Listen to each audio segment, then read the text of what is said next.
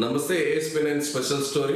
తెలంగాణకు ప్రధాన ఆదాయ మార్గంగా ఉన్నటువంటి ఒక డిపార్ట్మెంట్ వ్యవస్థ ఎంతో కష్టపడి, తక్కువ స్టాఫ్ ఉన్నప్పటికీ చాలా కష్టపడి ఆ క్రైమ్ నియంత్రించేసి తెలంగాణకు అత్యధిక ఆదాయ మార్గాన్ని ఇస్తున్నటువంటి ఒక డిపార్ట్మెంట్ ఇలా ఎన్నో కష్టాలు అనుభవిస్తున్నారు. వాళ్ళు చెప్పుకోలేని దుస్థితిలో ఉన్నటువంటి ఆ డిపార్ట్మెంట్ ఏంటి అనుకుంటున్నారా? అదే ఎక్సైజ్ డిపార్ట్మెంట్. ఈ ఎక్సైజ్ డిపార్ట్మెంట్ లో ఉద్యోగులు అంటే పై స్థాయి ఉద్యోగులు కాకుండా కింది స్థాయి ఉద్యోగులు చాలా ఇబ్బందులు పడుతున్నారు. వాళ్ళ ఇబ్బందులు అంతా ఇంత కాదు. అసలు ఎంత ఇబ్బందులు అంటే ఇక్కడ చెప్పుకోవడానికి కూడా కొంత ఇబ్బందికరమైన పరిస్థితులను చూస్తున్నాం మనం యాక్చువల్లీ. అయితే ఏంటి ఆ ఇబ్బందులు ఇప్పుడు తెలుసుకుందాం. గవర్నమెంట్ దృష్టికి తీసుకెళ్దాం. ఖచ్చితంగా గవర్నమెంట్ వీళ్ళ ఉన్న డిమాండ్లను ఖచ్చితంగా తీర్చాలి. ఎందుకంటే వీళ్ళు రాష్ట్రానికి సంబంధించి అత్యధిక ఆదాయ మార్గాన్ని తేవడంతో పాటు చాలా క్రైమ్ ని కంట్రోల్ చేస్తున్నారు. ప్రజల జీవితాలని చక్కదిద్దుతున్నారు, ప్రజలకు ఆరోగ్యాన్ని చక్కదిద్దుతున్నారు వీళ్ళు. కానీ వీళ్ళు ఎట్లాంటి ఎదుగు బదుగు లేకుండా అట్లనే అదే దుర్భర పరిస్థితిని అనుభవిస్తున్నటువంటి పరిస్థితిని చూస్తున్నాం మనం. అయితే ఎక్సైజ్ డిపార్ట్మెంట్ లో ఉన్నటువంటి ప్రధానమైన అసలు వాళ్ళకున్న సమస్యలే ఏంటనేది ఒకసారి చూసుకున్నట్లయితే ప్రస్తుతం గత 7 సంవత్సరాల నుంచి వీళ్ళకు ట్రాన్స్ఫర్స్ లేవు. ఎక్కడో అక్కడే మొత్తం టోటల్ గా అక్కడే ఆగిపోయినటువంటి పరిస్థితులను చూస్తున్నాం మనం. దాదాపు వీళ్ళకు 5 ఇప్పుడు దాంతో కలిపితే 5 డిఏలుగా రావాలి. అలాగే వీళ్ళు లీవ్ పెట్టకుండా వర్క్ చేస్తుంటారు పాపం. ఎందుకంటే ప్రతిరోజు డ్యూటీనే కంపల్సరీ వాళ్ళు లీవ్ పెట్టకుండా డ్యూటీలు సక్రమంగా చేస్తుంటారు. ఎందుకంటే తక్కువ స్టాఫ్ ఉంటుంది, ఊర్లేం ఎక్కువ ఉంటాయి, మండలాలు ఎక్కువ ఉంటాయి. కాబట్టి ఖచ్చితంగా వాళ్ళు లీవ్ పెట్టకుండా వర్క్ చేస్తున్నటువంటి పరిస్థితి. అయితే లీవ్స్ పెట్టకుండా పనిచేసిన దానికి వీళ్ళు మళ్ళీ గవర్నమెంట్కి ఆ లీవ్స్ అనేది సరెండర్ చేస్తే సరెండర్ లీవ్స్ కింద వీళ్ళకు కొంత పరిధికి సంబంధించినటువంటి పేమెంట్ రావాలి. అవి కూడా రావట్లేదు సక్రమంగా. అయితే ఒక కానిస్టేబుల్ అనేవాడు 30 years పనిచేసినప్పటికీ అదే కానిస్టేబుల్ గా రిటైర్ అవుతున్నాడు తప్పితే వీళ్ళు పదోన్నతి అయితే పొందట్లేరు. వీళ్ళ దాంట్లో constable, head constable, direct SI అంతే. మధ్యలో ఏఎస్ఐ పోస్ట్ అనేది లేదు. అయితే ఏఎస్ఐ పోస్ట్ అనేది క్రియేట్ చేసినట్లయితే ఈ హెడ్ కానిస్టేబుల్స్ ఏఎస్ఐ కానిస్టేబుల్స్ అనే కొంతమందికి హెడ్ కానిస్టేబుల్ గా రిక్రూట్ అవ్వడానికి అవకాశం ఉంటుంది. కాబట్టి ఈ ఏఎస్ఐ పోస్ట్ క్రియేట్ చేయాలి. అట్లనే ప్రమోషన్లు కూడా ఈ కానిస్టేబుల్ నుంచి తీసుకున్న వాళ్ళకి కాకుండా జూనియర్ అసిస్టెంట్ అనేది కారుణ్య నియామకాల ద్వారా జూనియర్ అసిస్టెంట్ చేస్తారు.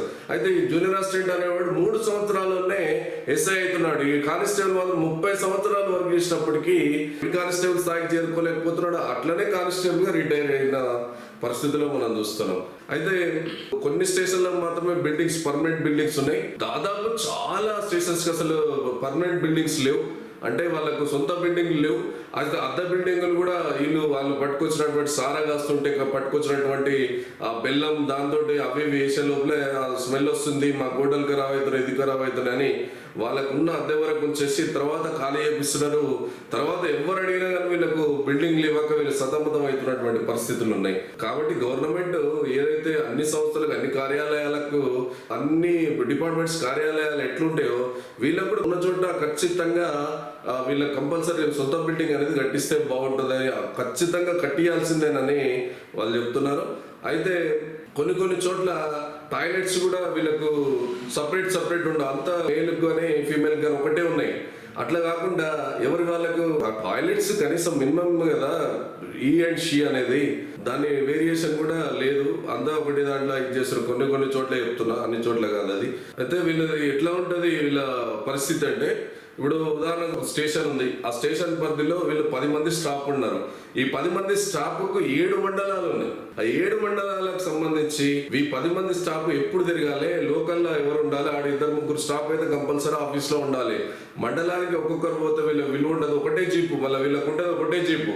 ఈ ఒక్క జీప్ తోటి 7 సభ్యులను పెట్టుకొని వాళ్ళు ఇక్కడి నుంచి తిరుగుతా ఉంటే ఇక్కడ కంట్రోల్ అయితే క్రైమ్, అక్కడ మళ్ళా ఇదైతుంటది. ఎంతవరకు తిరగగలుగుతారంటే 7 మండలాలకు ఈ 10 మంది స్టాఫ్ చాలా కష్టమైన పరిస్థితి కాబట్టి స్టాఫ్ ను కూడా పెంచాలి. దాంతో పాటు వాళ్ళు కొన్ని చోట్ల ఏరియా ఉదాహరణకు హైదరాబాద్ నుంచి వెళ్ళి ఇక్కడ విజయవాడ హైవే చూసుకుంటే హైదరాబాద్ నుంచి వెళ్ళి నకరికల్ వరకు మధ్యలో మండలాలు 2-3 మండలాలు ఏది చౌటుప్పల్ ఉంది, అబ్దుల్లాపూర్ మెట్ ఉంది, ఆడ 2-3 మండలాలు ఉన్నాయి, చిట్యాలు ఉంది. అయితే నకరికల్ దాకా ఒక్క ఎక్సైజ్ పోలీస్ స్టేషన్ కూడా నగరికల్లో ఎక్సైజ్ పోలీస్ స్టేషన్ ఉంది. అయితే ఈ పరిధి అనేది చాలా పెద్దగా ఉండడంతో తిరగలేని పరిస్థితిని కూడా చూస్తున్నాం మనం. దాదాపు ఈ వీళ్ళ పద్ధతిని తగ్గించేసి పోస్టులు పెంచాలి. ముఖ్యంగా వీళ్ళ పోస్టులు పెంచినట్టయితే పోస్టులతో పాటు వీళ్ళ కొత్త స్టేషన్స్ రావాలి. కొత్త స్టేషన్స్ ని వీళ్ళ కంపల్సరీ కట్టేయాలి. ఎందుకంటే ప్రధాన ఆదాయ మార్గం ఈ డిపార్ట్మెంట్ నుంచి అత్యధికంగా ఆదాయ మార్గం ఉన్నప్పుడు అదే రేంజ్ లో వీళ్ళని కూడా ఇచ్చారంటే దీన్ని కట్టడి చేయట్లేరంటే ముఖ్య ఉద్దేశం ఏంటి, జరగని చలివిడి కానీ క్రైమ్ జరిగితే జరగని అని ప్రోత్సహించడం కిందనే తీసుకోవాల్సి వస్తుంది. అంటే ఈ ప్రభుత్వం కాదు, ఇంత ముందు ఉన్న ప్రభుత్వం కూడా చేయలేదు, ఇప్పుడున్న ప్రభుత్వం కూడా ఏ ప్రభుత్వం కూడా దీని గురించి పట్టించుకోవట్లేదు అసలు. అయితే రీసెంట్ గా గ్రూప్ 2 అనేది రిజల్ట్స్ వచ్చినాయి. రిజల్ట్స్ వచ్చినాక ఏమైందంటే వాళ్ళకు ఎస్ఐలకు పోస్టింగ్లు ఇవ్వడానికి లేక ఇంత ముందు ప్రమోషన్ కొంతమందిని ప్రమోషన్ అంటే హెడ్ కానిస్టేబుల్ నుంచి ఎస్ఐకి ప్రమోషన్ ఇచ్చిన వాళ్ళు ఉంటారు. అయితే ఆ ప్రమోషన్ ఇచ్చిన వాళ్ళని మళ్ళా రివర్షన్ చేసేసి ఆ ఎస్ఐ కొత్త వచ్చి గ్రూప్ 2 ఎస్ఐకి ఆ పోస్టింగ్ ఇచ్చేయడం తోటి ఆ గ్రూప్ 2కి ప్రమోషన్ అయిన వాళ్ళు రివర్షన్ చేసేసి వాళ్ళని హెడ్ కానిస్టేబుల్ గా రివర్షన్ చేసే వరకే పాపం వాళ్ళు మళ్ళా హెడ్ కానిస్టేబుల్ గా అయినటువంటి కానిస్టేబుల్ మళ్ళీ రివర్షన్ వచ్చేసి కానిస్టేబుల్ అయ్యింది. ఈ గ్రూప్ 2 రిజల్ట్స్ వచ్చిన తర్వాత ఆ గ్రూప్ 2 పోస్టింగ్ లేక చాలా కొన్ని రోజులు వాళ్ళని అట్లనే ఆపి ఎవరైతే ప్రమోషన్ వచ్చిన వాళ్ళు హెడ్ కానిస్టేబుల్ నుంచి ఎస్ఐగా ప్రమోషన్ వచ్చిన వాళ్ళని రివర్షన్ చేసేసి ఈ గ్రూప్ 2 పోస్టులను ఇవ్వడం జరిగింది. మళ్ళీ హెడ్ కానిస్టేబుల్ ప్రమోషన్ వచ్చిన వాళ్ళు రివర్షన్ చేసేసి మళ్ళీ కానిస్టేబుల్ గా చేసి వాళ్ళ పోస్టింగ్లని ఆగం చేసినటువంటి పరిస్థితులను చూస్తున్నాం మనం. అయితే రీసెంట్ గా పాస్డ్ అవుట్ అయినటువంటి కానిస్టేబుల్స్ కూడా వాళ్ళకు కూడా పోస్టింగ్ కొంతమందికి పోస్టింగ్లు ఇచ్చారు, కొంతమందికి ఇవ్వలేక అక్కడే ఒక సూపర్ మరి ఈస్ట్ అని ఉంటది వీళ్ళది రాజేంద్ర నగర్ బండ్లగూడ రాజేంద్ర నగర్ లో.